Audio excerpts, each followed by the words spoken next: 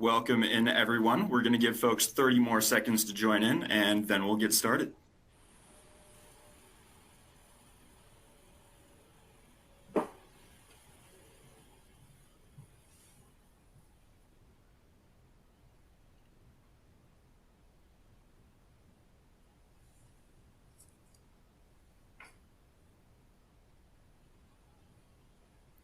Okay, so again, welcome everybody. We have a great webinar for you today and a great group of presenters. We have Sally Lyons-Wyatt, Global EVP and Chief Advisor, Consumer Goods and Food Service Insights here at Circana. And we also have Darren Cipher, Industry Advisor, Consumer Goods and Food Service Insights at Circana as well. So just a few housekeeping notes to start off with. We are recording today's webinar. We'll be sending a follow-up email to all of you with a link to the recording and slides. And please feel free to type your questions in at any time using the Q&A function below, and we will follow up with you after the webinar. Again, we have a great webinar for you, and to start, I'd like to send it over to Sally for the introductions. Sally, the floor is yours. Thanks so much, Joe. Appreciate it, and thanks everybody for giving us some time in your day today. This is all about the wallet squeeze and opportunities that SNAP has been experiencing. But before I get in, I have to thank 4 individuals that have helped me through this journey of putting this together.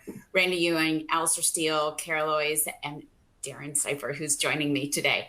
So without these folks, this wouldn't have happened, so I'm very grateful. So what's happening? It's kind of like squeezing a lemon. It's been so difficult for SNAP consumers for all the reasons we've talked about over the last year, the macroeconomic situation. We are at 30% higher prices versus a year ago. You have all sorts of price increases across food service, general merch, and other sectors that consumers need to spend. And so it is making them make some very difficult decisions between those non-discretionary categories and discretionary. We have seen that SNAP represents roughly around 32% of total store sales, and it continues to grow, albeit a little slower than non-SNAP. They're increasing their purchases on liquor again. That had slowed, and that actually is the only department that's kind of gaining in units. Doesn't mean there's not products growing units and dollars. We're going to share that with you, but from a department standpoint. We see consumers using heat and eat solutions more often, kind of leading to more use of using appliances like stovetops and air fryers. And less scratch cooking is happening, and it's actually leading to fewer opportunities for leftovers. We think that there's more that we can teach and more that we can share that's going to help with both of these, not only with preparing meals that might be able to stretch, but then how to store them, and then also how to cook them. As you think about how we consume these days, dinners have started to be fewer items because of just the expense of having a multiple item meal. And we've seen that play out with SNAP as well. In addition, you have the same thing. I think I've been doing this for 5 years. The same theme we have seen, and that is SNAP consumers prefer national brands, but they are spending more on private brands, especially for staples. And last, when you look across the channels, no surprise, but we've started to see dollar having the largest growth. Now, if you're watching our monitoring trends overall, dollar has been gaining, but it really has done quite well with SNAP consumers. And the last insight is more around, we're going to share with you how the payments are made by state. And when you see that, you're going to see 2 things. The first is going to be, when do they pay by state? Is it the first day of the month, the first part of the month, the end of the month, all through the month? How is that done? And the impact is going to be how you need to apply that to the promotions you put together. So we're going to get into this, but those are a few of the headlines from the deck. As we look through the webinar, we're going to just get you grounded. For those of you new to SNAP, we're going to just get you grounded. For those of you that know SNAP, it's just a refresher. We're going to go through some consumption rituals, which I think are fun. It's kind of a new area for us with the power of Circana, so Darren's going to bring that in. We're going to talk about the affair between private brands and national brands. It's a very interesting dynamic, so we're going to talk a bit about that. The channel surfing for big savings. It's not just one channel winning with SNAP, it's multiple. And I think that's important because they're searching for those savings, and then just leveraging the wallet stretch. we've got some ideas that we think can be activated on in 24 to maximize your potential. Getting grounded. This SNAP is part of the Thrifty Food Plan that the government puts on. And 1 in 8 consumers are fed by SNAP. It is basically benefits that are delivered to help increase food security. And it can be not just low income, it can be higher income with multiple people in the house. They have an algorithm that they use to be able to zero in on those consumers. They can spend the money on foods and beverages, however, not hot foods that's available for immediate consumption. Beer, wine, liquor, tobacco, and cigarettes are not part of what can be spent on, or even vitamins, supplements, medicine, live animals, and then non-edibles, so pet foods, etc. There's a rumor that this may evolve. We're going to monitor. It hasn't changed yet, but there is a rumor, so stay tuned. We'll keep you posted. But for now, this is what it's available for. By the numbers, kind of the snapshot, there's 42 million SNAP participants, 22 million households. Basically, the people representation is about 13% of the population are SNAP and 17% of the households. And we have seen households increase by about 3%. And we've shared this slide every single year, and it just hasn't changed over the last 5. What we have started to see is at the very beginning, so back early 2000s, when we started to track this, we saw a big correlation between SNAP participants and unemployment. But that really has changed, especially around the 2008 recession. We started to see the divergence happening, and that just hasn't stopped. And part of this is, again, just who can participate. It isn't just low income and unemployed. These are people that are employed, but maybe under, they don't have the salaries coming in that allow them to afford what they need in order to live. So they're getting supplements, and that is what this is. When we take a look at those that are using the EBT from a purchase perspective, there's a few things to point out. It does skew lower income, so it does. You've got, of those that are less than earning $15,000 or less, 55% of them are SNAP. When you look at 15 to 34, 36% of that income group are SNAP, and then 19% of 25 to 35. And then you can see that correlation as you look at the number of children. So you can see it's a lot of preteen, so 6 to 17. You've got a higher skew towards some high school and less education, renting home, maybe not married, and also those multiple large households skew for SNAP as well. But it's been a very storied year. So it's been a year since I talked to you. And in that time, a little over a year, as a matter of fact, because you're going to see we're using a new methodology. So it took us a little bit longer to get this going. But it's been over a year. And in that year, several things happened. The first quarter of 23, there were still states, roughly about 60% of the states affected, the extra benefits hadn't expired, and they did. So now there's no extra pandemic allocations out there. That pandemic allocation represents about an average of $180 to $200 per month per household. In total, the pandemic allotments were roughly about $30 billion that we just don't have anymore. So that's happened over the last 18 months, 20 by this point. So you can see that we've cycled through that. We're going to start to overlap that no benefits in April. So that's going to help as we look at some numbers as we go through 24 to keep in mind. April should be a month where you might see some better trends when you are because we're overlapping those allotments that were still out there in some of the states. To give you an idea of what it means to a household, now that those benefits are gone, you can kind of see how before the pandemic, it was about $241 per household. Then it went up to about $482 per household with all of the allotments that they were getting incremental. And then back to kind of quote unquote, what we're saying normal, It's about $358 per household. It's a 49% increase from 2019, but yet a 26% decline from the peak of what they were receiving. So it's been a change, right? We've gone through a lot. So with that also comes change to Circana. So the last time we talked, we were Heritage IRI and Heritage MPT coming together as Circana, and we are able to now also use the power of Circana to come to you to talk about the SNAP consumer. So we have changed the methodology, and we are using complete consumer from receipt point of view. So what we're able to do with receipts is to actually see when an EBT payment is made. That EBT payment, the SNAP EBT payment, is then documented.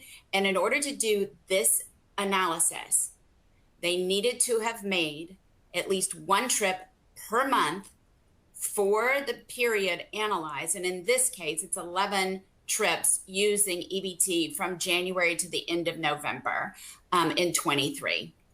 So it is different. Do your best not to sit there and compare last time's deck to this one because of the methodology change. Some things look similar, some things look different.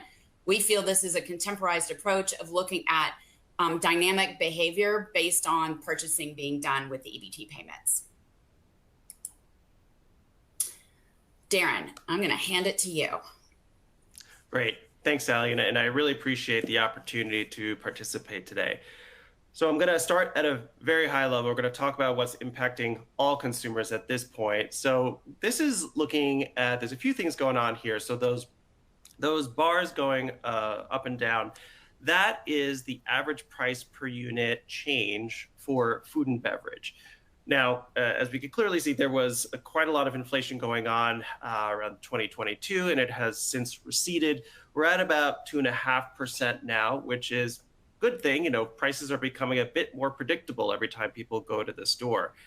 Now, you might be saying, okay, well, if it's 2.5%, then why are consumers still very concerned about what's going on with inflation? And well, look at that pink line that's the very top there. That is looking at prices indexed to 2019. So in other words, what is the price difference today versus right before the pandemic started? And prices, as Sally alluded to already, are 30% higher today than they were just a few years ago. That's a very quick change that most people can't really just absorb a change that quickly when it comes to their pricing structure. And when you consider how often we are purchasing these products, you know, food and beverage products versus general merchandise, we do these very often. And so any sudden increase in the cost of foods and beverages is going to have a dramatic effect on our ability to not just afford the foods and beverages, but afford everything else in our lives. And so particularly for SNAP consumers, they have to make some really tough choices about what they should be buying, what they can buy. Should I make this impulse purchase? And then beyond that, because they're spending so much more on foods and beverages, should I put off this purchase for my house? Should I put off this purchase, you know, as a new clothing item? So it has a lot of impact way down the road, not just within food and beverage. So just keep that as the backdrop, that they're not only paying much more, but as Sally also just told you, those benefits were reduced. So there's kind of a double whammy going on with this group right now. So when we look at the share of spend, so we look at what percent that SNAP buyers bring in, and this is looking at the total retail right now, total store, about 32% of these dollars come in from SNAP shoppers. Now, Sally's going to show you a little bit later on in the presentation that there are some outlets where that is much higher and some that are actually a little bit lower, but on average, it's about a third of those dollars that are coming in. Now, if we compare them to non-SNAP consumers, they're not increasing their dollars quite as much as we're seeing as non-SNAP consumers. And so to me, that's saying that they're finding ways to make these same foods and beverages fit into their budgets a bit more. So are they going towards private brands a bit more? Are they looking for smaller package sizes to get that done? Are they making fewer trips to make some of these same purchases that they would all the time? They're employing a lot of different strategies to help make this new cost structure fit into their daily lives. So let's look at SNAP expenditures just among the SNAP consumers. looking at the food and beverage versus the non-food breakdown. And 70% of the dollars are going towards food and beverage. That's the priority. That's what we're always going to see that be the majority for most consumers. But particularly for SNAP consumers, that's going to be where the priority is. Now, we haven't seen a lot of shift going on here. So the percent change for just for food and bev is about 1%. Some of that is from pricing. Some of that is from mixing different products together, doing different types of product mixes. But we're seeing that the non-food side is starting to come up a little bit more for these consumers. The non-food side for SNAP consumers was driven by things like automotive products, beauty, and pet care. Beauty in particular, not just within SNAP, but across all consumers, and particularly prestige beauty has just been on fire this last year. It's almost as if that sector can do no wrong.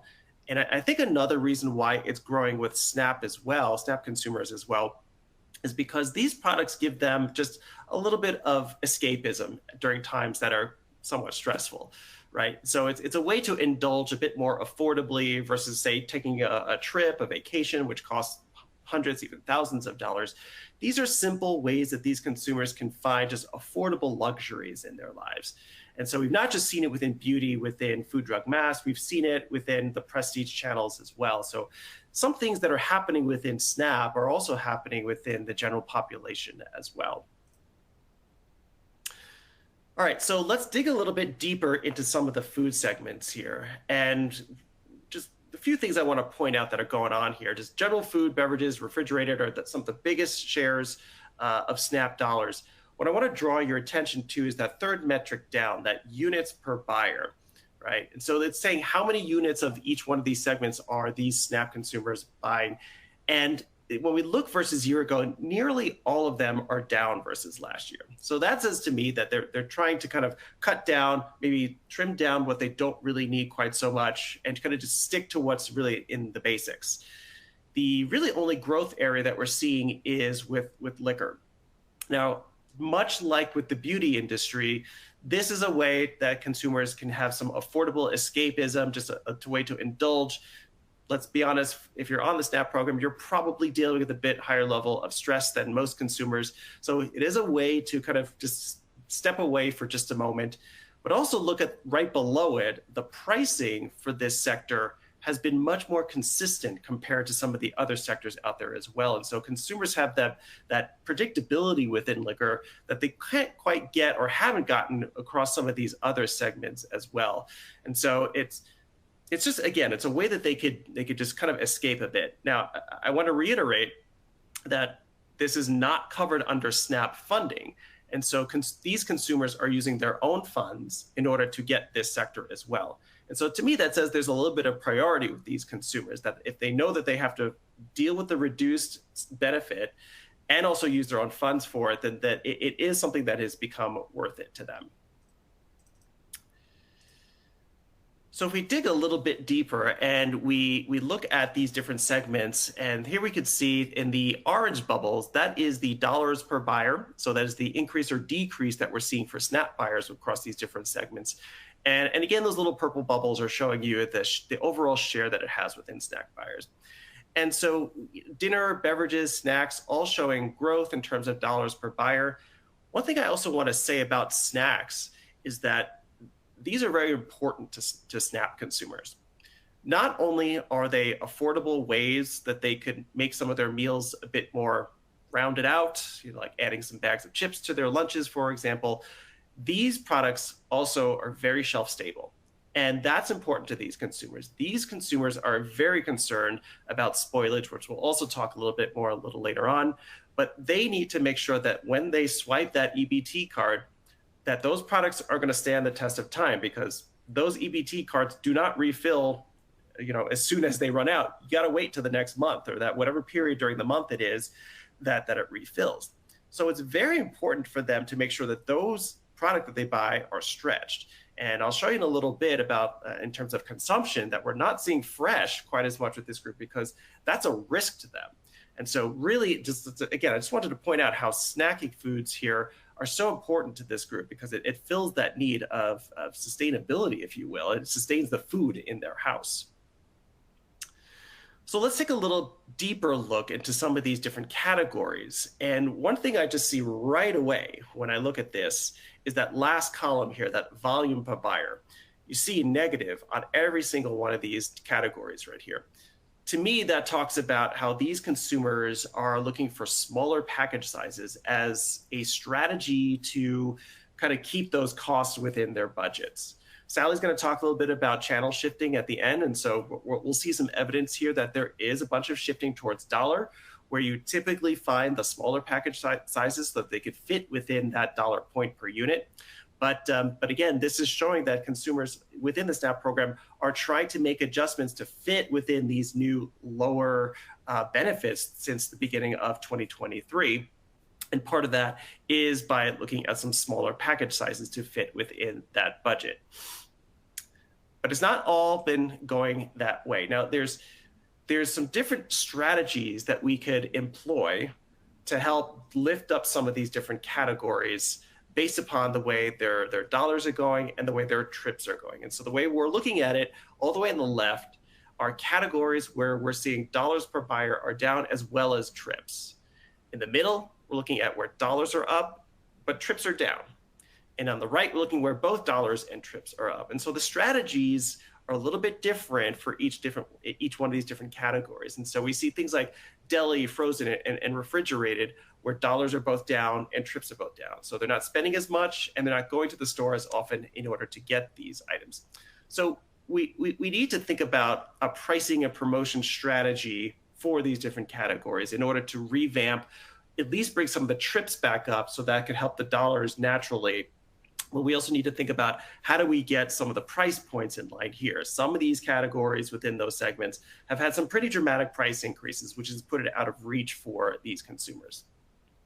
In the center one, where we are seeing dollars go up, but not necessarily trips going up for these different ones, we need to think about how do we make this easier for them, right? So they see the value in it, their dollars have increased in it, but how do we make it so much more easier for them to just throw it into their basket and say, this is going to work for me, right? Now, again, this is liquor, which that again isn't covered by SNAP, but things like produce, some of that has been now is now expanded into the program. So there are ways that we could think about different ways, different strategies to allow that in. I will say produce has also had some more consistent pricing over the last few quarters, so that has helped these consumers as well. And then thinking about the last part, so how do we just increase that buy rate with consumers? We know that beverages are very hot, not just with this group. It's hot just for SNAP as well as the total population. And general food, as we know, is already the biggest share of dollars. And we're seeing an increase in trips for them as well. So maybe there's some strategies we can employ to help tie in with some of these different products, but we need to think about where you are and how you employ these different strategies to drive both dollars and trips. Now, here's some categories where we've seen some pretty big bright spots. These are categories within these different occasion types that are both growing in units and dollars among SNAP consumers. So when if we're in one of those, in those last slides where we see dollars and trips are both down, how do we tie into some of these products? How do we just ride these coattails that are doing pretty well these days? So there's opportunities here for things like promotion with these growing categories. If we go down that path, use messaging that says things like affordability, but also functionality. Thinking about perhaps like a themed occasion, right? We see on the dinner time, we see pizza products. Can we make something like an Italian night so that we could also get things like pasta and pasta sauce going with these categories at the same time? The beverages has just been overall just a growing sector within the store, and SNAP consumers are no exception to that. One thing that pops up really high with this group is energy drinks at the same time. In this day and age, when we see in food service in particular that many consumers were going out for that morning cup of coffee as they're on their way to work, that might be out of reach for some of these SNAP consumers. And so I see energy drinks for this group as kind of like an affordable jolt in the morning, right? They tend to be a bit more affordable than, say, that cup of coffee that you might get away from home. And so just thinking about how do you engage them with these messages of affordability, that it's not going to bust the budget. All right, so we just talked about purchasing. let's dig a little bit deeper on the consumption side. And this here is bringing the power of Circana together. It's not just about what people are buying, but once they bring those products home, what are they doing with them? So here are some of the high and low skewing categories that these SNAP consumers are eating or drinking once they get into the home. Now look at what's in common with some of these high skewing categories. Carbonated soft drinks, those fruit drinks, some potatoes, ice cream. I see a lot of categories that are stretchable, that they could stand on a shelf for a long time, weeks, maybe even months, without going bad. Even potatoes, they are fresh, but they tend to stick around a little bit longer than some of the other things. Like if you have basil, I know if I get that little packet of basil, it's gone in a week. These consumers can't afford that, which is why on the low skewing side, you see things like fruits and vegetables aren't there quite as often. So perhaps we need to entice them more maybe on the frozen side, or other ways to get them to have more of these types of categories to ensure that it's going to stay that test of time. Now, what's been growing since the pandemic started with these consumers? What are they eating more often? Some of these look very much like the rest of the population. And so to me, this says that we don't necessarily have to go with these consumers on a completely different set of categories. They aspire to be much like everyone else in the population. So you see things like energy drinks. That was one of the fastest growing categories of last year, and it still is among SNAP consumers. Adult beverages, as we just saw, liquor purchasing is up, and so the consumption has followed that. But it's also been similar to the total population at the same time as well. And keep in mind, I just want everyone to remember that when we're talking about consumption here, we are talking about what they're doing in the home. We're not talking about what's going on at restaurants. So this is in-home consumption of things like energy drinks and adult beverages as well. And I thought this was kind of interesting when we're looking at the different occasions. What are the appliances that these consumers are using more often? And I thought it was kind of interesting that there's a slightly higher than average non-usage of appliances amongst SNAP consumers. Than looking on the left-hand side there. But what's a little bit above average are things like use of the stovetop and use of the air fryer. So heating things, which matches nicely with the format of foods on the right-hand side. These households are much more likely to have heat and eat solutions in it, where it's basically we're not making things from scratch. So time savers for these consumers. Oftentimes, these heat and eat solutions are able to feed more than one person at the table. So just trying to paint this general picture that maybe they're not using some of these fancy appliances that were selling in big numbers as the pandemic came upon us, like rice makers and things like that, but they are concentrating on things that help them with these heat and eat solutions. So it's important to understand what appliances they have in their home so you could attach your product with what they have available to them. Now, because they are not making quite as much scratch items, they're not using some of these other appliances. What I found kind of interesting here is that across main meals and across each individual main meal, they are using leftovers less often.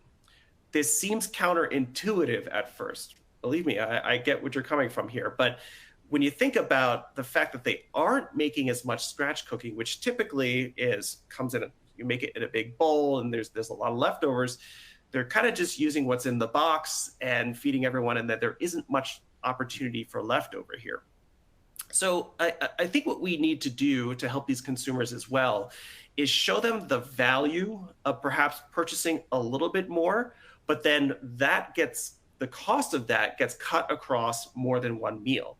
So if you could tell them, okay, I'm just going to throw a number out here. This is going to cost you $10, but if you have it across lunch and dinner, well, that's a $5 lunch and a $5 dinner. And that's a way to show them that that's a very inexpensive way to not only feed yourself, but also to feed your family at the same time. So perhaps there are things we could do, like incent them with some storage containers. Maybe give them a free storage container. I'm just spitballing here for a second. But if you give them a free storage container and show them, hey, here's a way that you could start making your leftovers and cutting the cost across these different occasions. Now I want to shift gears a little bit and talk about what motivates their meals. So this is looking across all consumers, what motivates meals. When we talk about fueling, oftentimes that has to do with time savings. they're tiding themselves to the next meal. They don't have a lot of time to make their meal. So the motivation behind the meal is about speed.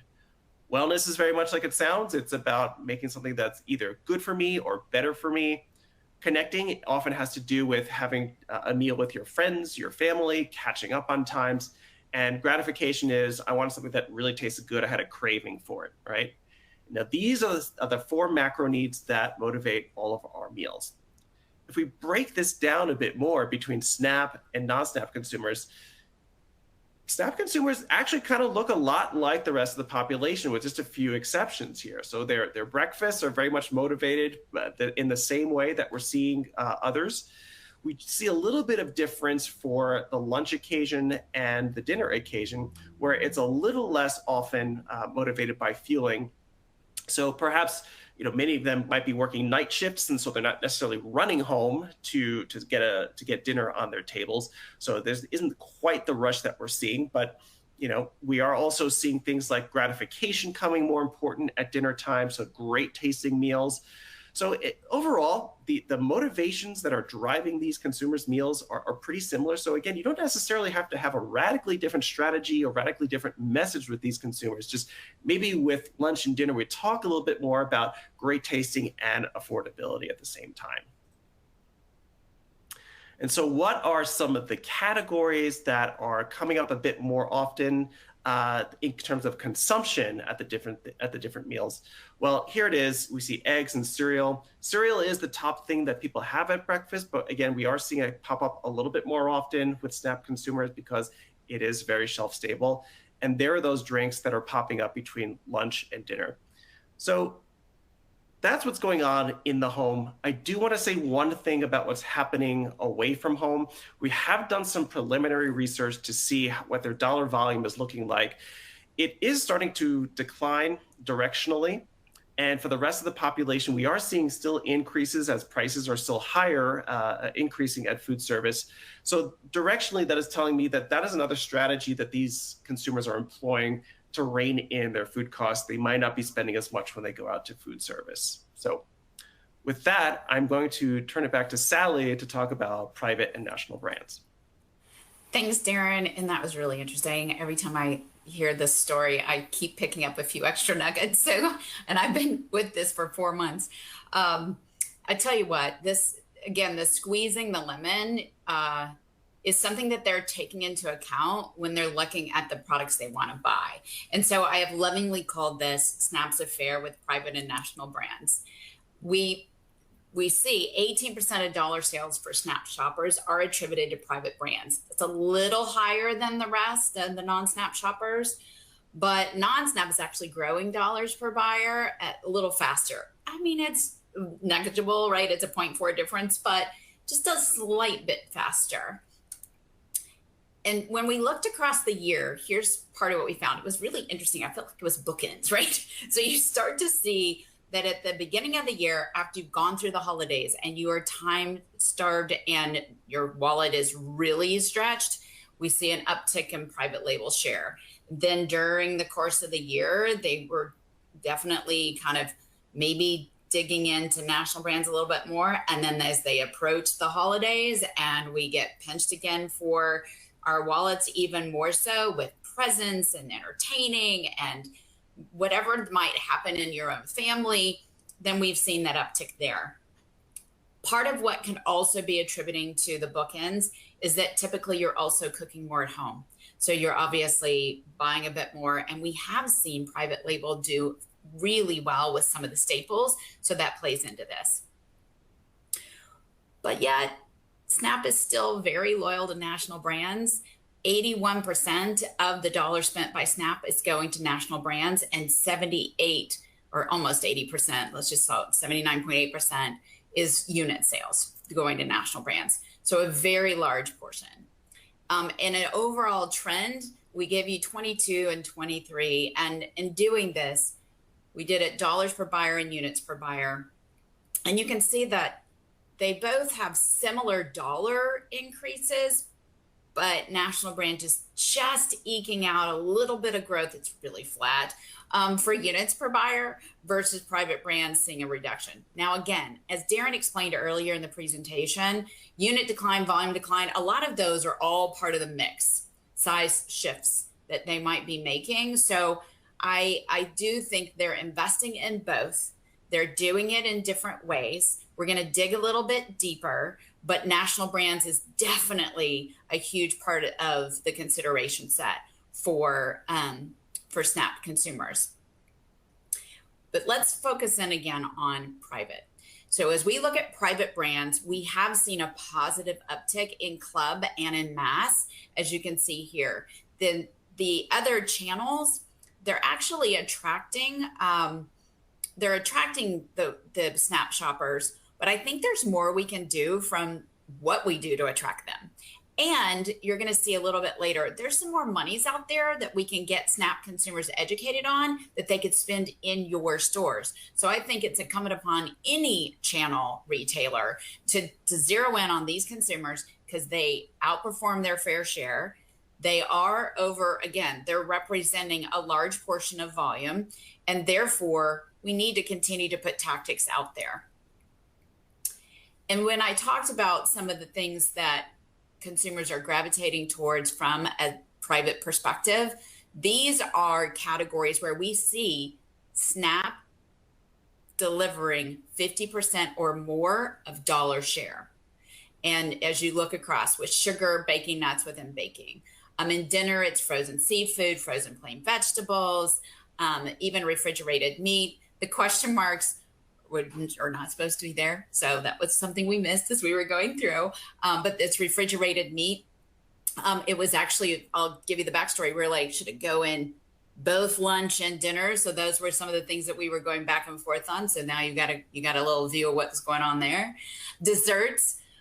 You can see the ones that fall in, and private brands have done a really nice job with pies and cakes, especially when you think about some that they offer under their own brand in the deli and or in the perimeter area, and even cheesecakes. And I don't know about you, but I've seen a lot of cheesecakes lately. It seems to be a trend that consumers are gravitating to that as an alternative option for dessert. And then as you look across, you can see the others. In the past, we have seen deli prepared do really well with SNAP. And a lot of that was when they had more money. We saw them doing a lot of the grab and go. As Darren said, we've started to see that pendulum shift a little bit into more shelf stable and frozen. So from what they're eating in their home. And I feel like they're also buying some things and keeping it in the home as well. Because when you look at what they're consuming in the home and what they're buying, sometimes there's a disconnect, as Darren talked about. But I think for sure, the more education we can give and the more affordable options we can give around the store, even in deli, we can see an uptick from SNAP. When we look at specific volume growth, so this is just looking at volume growth, then you see a few more categories. So maybe they're not 50% share like the previous slide, but this is just volume growth. And you see additional categories pop up like marshmallows or baking mixes, or even mayonnaise under lunch, or jellies, jams, and honeys. Or even if you look at breakfast with what Darren already talked about, the cold cereal, frozen breakfast foods, English muffins, snacks. It's really zeroing in on snack granola bars because of mobility picking up. We've talked about that a little bit. Yogurt.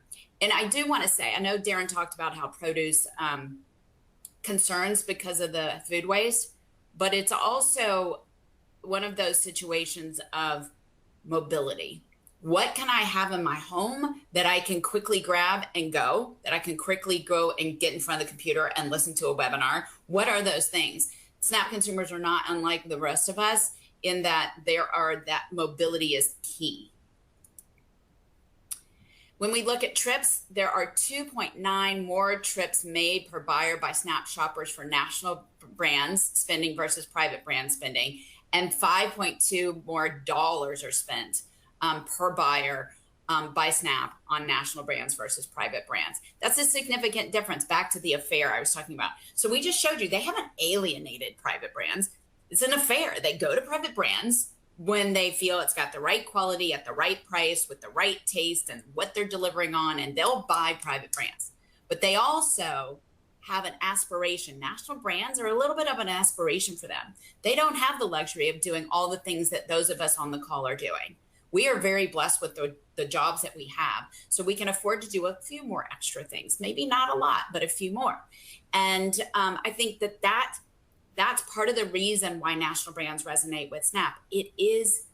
That's their going out. They get a national brand. That's fueling just their confidence as I can buy a national brand. So it's part of an overarching kind of psychological, but also practical, because you can see they are buying private brands more often in certain categories. Now, this is a slide I do every year. It's probably my favorite. Everybody probably looks at it going, I don't get it. So let me walk you through it because it is my fave. First, the rows. So we've got the different occasions. Then the next row is showing you the share of national brands that Snap has. So, and then the second number is share of private brands. So Snap is on beverages, 86% is spent on national brands, 14% on private.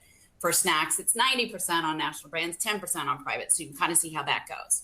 Then underneath, I have masked the name, but each of these are national brand items and the share that Snap contributes. So for instance, the very first one, the flavored refrigerated fruit drink. There is a brand out there that Snap represents 67% of your share. Do you know who you are? There is a national donut out there for breakfast where Snap represents 58% of your sales. Do you know who that is? There is a national brand rice where Snap is 60% of your sales, almost 61. Do you know who you are? If you're on this call and you're a national brand and you don't know the share of Snap within your portfolio, we totally recommend that you start to look, because you're going to want to talk to them differently. You're going to want to suggest ideas for them differently. And we think it's incredibly important to understand this consumer, especially right now. So, talking about now where they're going, there is channel surfing going on. But let's first start with, in 2023, snack consumers made more trips, just slightly. Again, one might say it's flat, 0.2 versus year ago, but they index at 131 versus non-snap. So again, important. As we look across the channels, and we've got a few new ones now that we're using our new methodologies. So you can see off-price, you can see department, you can see pure play e-com, outside of just the regular brick and mortar e-com.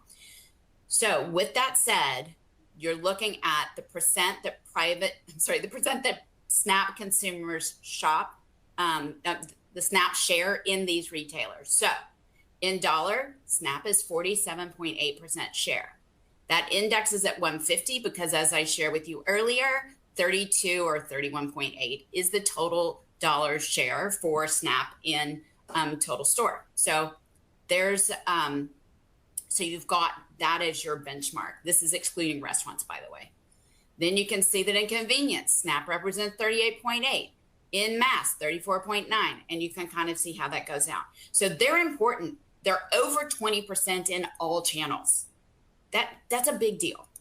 Then as you look at the channels and you look at where are they shopping the most? Where are they spending most of their dollars? It's food, mass, and convenience comprise 65% of Snap food and beverage spend. So with that said, you can kind of see how there are varying degrees of growth across the board.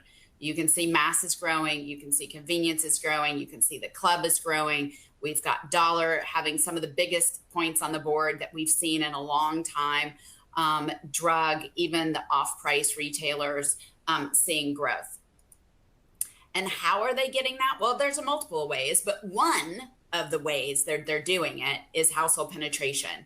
And if you did any of my webinars in 23, I did say there are 3 drivers to drive our volume growth. And one is driving household penetration, so getting more, increasing buy rate, and or increasing frequency. So it's really fun to see that actually we've seen all of that play out in Snap. And for the channels, there's some that gained household penetration, and those are the ones that are in pink. And when we did a little analysis, we went to several different retailers' websites across several channels. We looked at food, mass, dollar, club, convenience, and this is just a sampling. So I apologize for any retailer. We didn't put your pages up here. You can see we kind of ran out of space. But what we were trying to do is to share that there are some retailers, as we did this work, there are some retailers that are absolutely talking to SNAP, zeroing in, targeting messaging, having pages that are dedicated to them, doing offers that are for them, and being very pointed in their efforts to do so. But there are some channels where it just said we accept EBT payments. That was it. We think that there's an opportunity across all channels to continue to up communicate to the SNAP consumers from an education point of view, all the things that Darren talked about on how to educate them, not only about the recipes they can cook, how they can shop at retail, and it's less than going out, where they can, how can they bundle together 3 products to make 2 meals, all of those things. There's more we can do as an industry to help these consumers that are very strapped and are very much struggling to make ends meet. So part of that is promotions. Right. And so we took a look at it. Now, this is looking at overall across all outlets. And we're looking at by income level, what is the amount of dollars spent on promotion? And at first you may go, Sally, this is the oddest thing I've ever seen. Why would 100K have 19% on deal for SNAP? Why do we even have SNAP consumers that are 100K? Well, remember, you can have 2 people in the household and multiple people in the household that make the algorithm work that you still can get SNAP benefits. So I just calm everybody down when you're looking at this, because there are some that fall into that. Not a lot, but there are some that fall into that. For those consumers, you can see that they are indeed spending on promotion, and you see an uptick in under 15, 15 to 24, 25 to 34, 35 to 40. And so you can kind of see how that plays out. So they're purchasing more. But the other thing you have to think about is when I told you the growth channels. Some of those growth channels, they're EDLP. So you're not really getting it on promotion because they're everyday low price. So we then said, all right, what does grocery look like? Because there is a little bit more high-low. And now you start to see that on average, 25% of grocery consumers buy on promotion. All but higher income increase their purchases on deal. So deal is something SNAP shoppers are looking for. It is also helping the increase of sales across the channels that you saw. And we think that more needs to be done because we're really not seeing that promotion index bump except for in dollar. So dollar's done a nice job at catering to these consumers. As you saw, they're a very large percentage of their population walking in, and they've done a really nice job. There's just room for everyone else to up their game. We then took a look because there's been some changes in payouts and with all the allocations and what that means. And so we did a fun little exercise. So first we said, all right, across the US, where do the most of the payments occur? And most of them, as you would have thought, especially those that have been doing this for a long time, it's the first part of the month. But that varies by state. And this is where it becomes very important. If any of you are in the sales or working for a retailer, it's really important to know by state when the SNAP consumers get their pay. Their allocation pay, their EBT.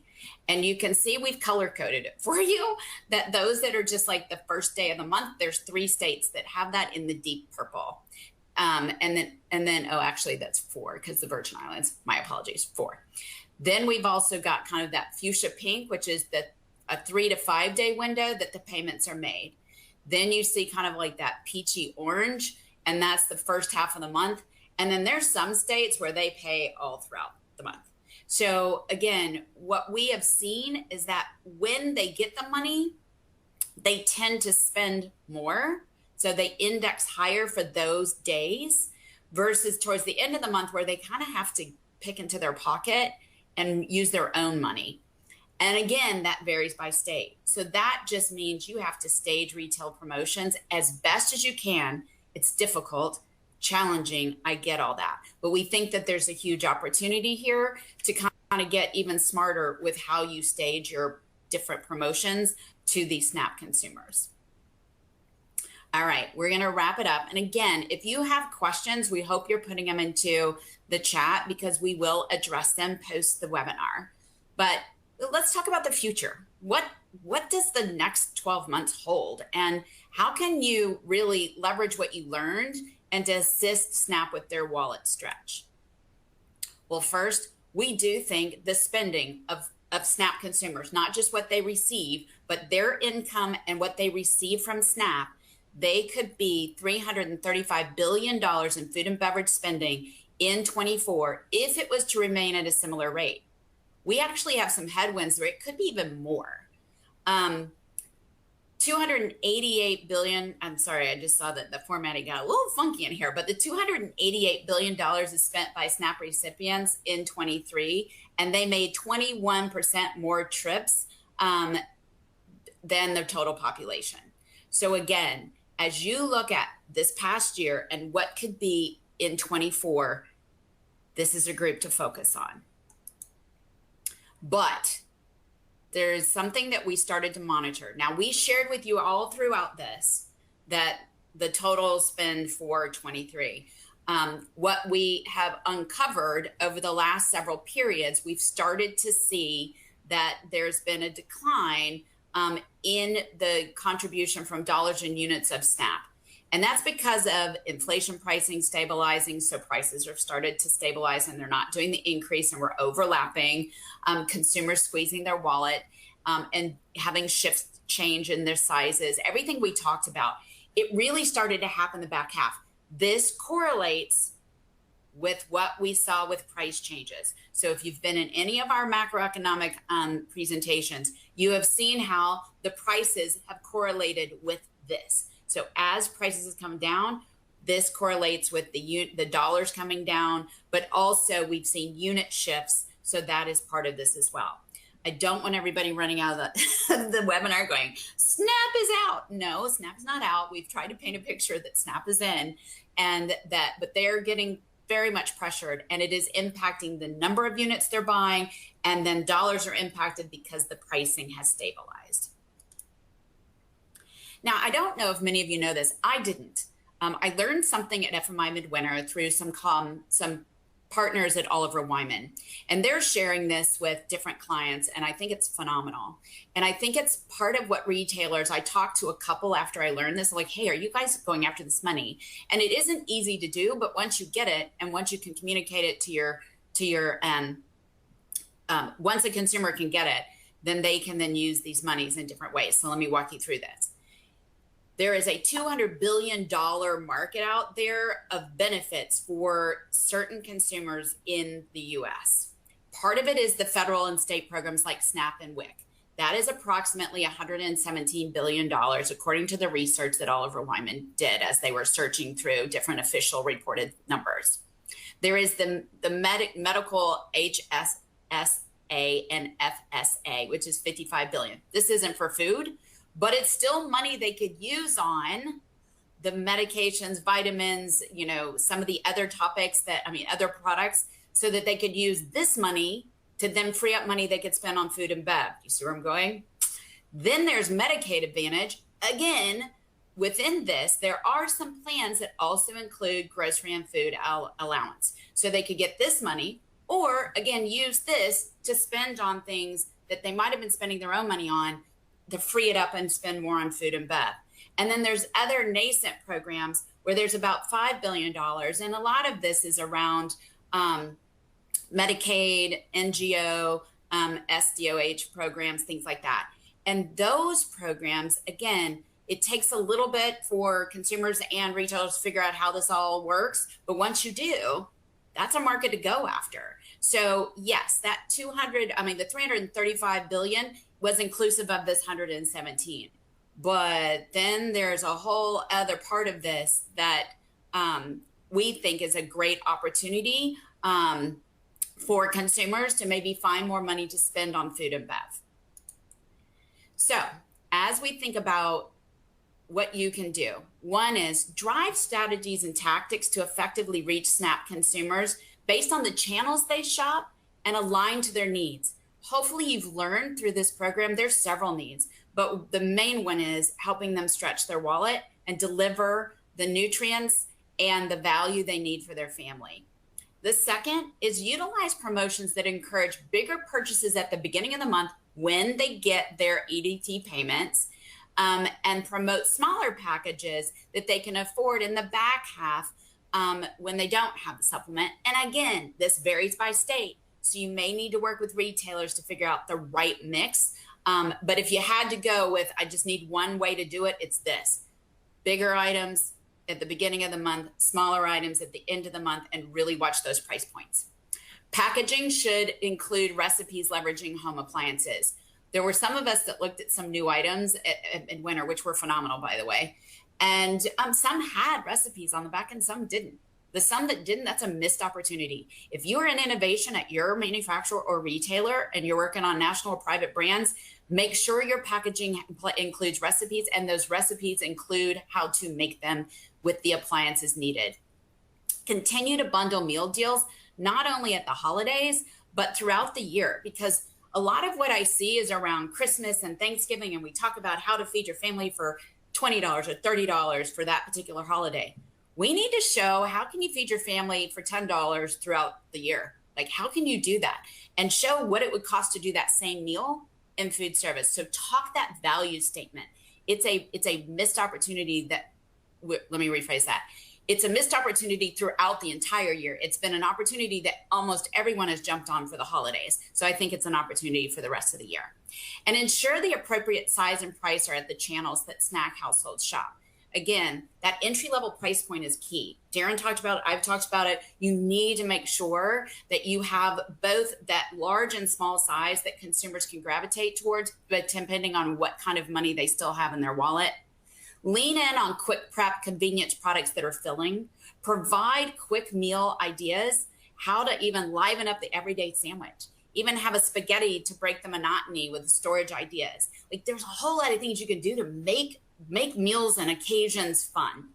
And remember that the competition isn't just who else is on the shelf, but it is also the restaurants. Ensure you're not outpricing restaurants. Otherwise, there's no benefit to come to retail. And lastly, with what I shared with you that I learned, I think we need to educate the consumer on the monies that are available, especially these really strapped consumers, to help them defray their food and beverage and non-food costs. Because again, if we can help them defray costs outside of food and bev, they could spend more on food and bev, or they can go get those monies and spend in food and bev that can be applied. With that, on behalf of Darren Cipher and myself, Sally Lyons Wyatt, I really appreciate you spending the last hour with us. We've enjoyed being with you. We hope you learned something. We would love feedback. Again, you'll get a survey. We hope you'll complete it. With that, I hope you have a great rest of your day, and thanks for attending. Bye.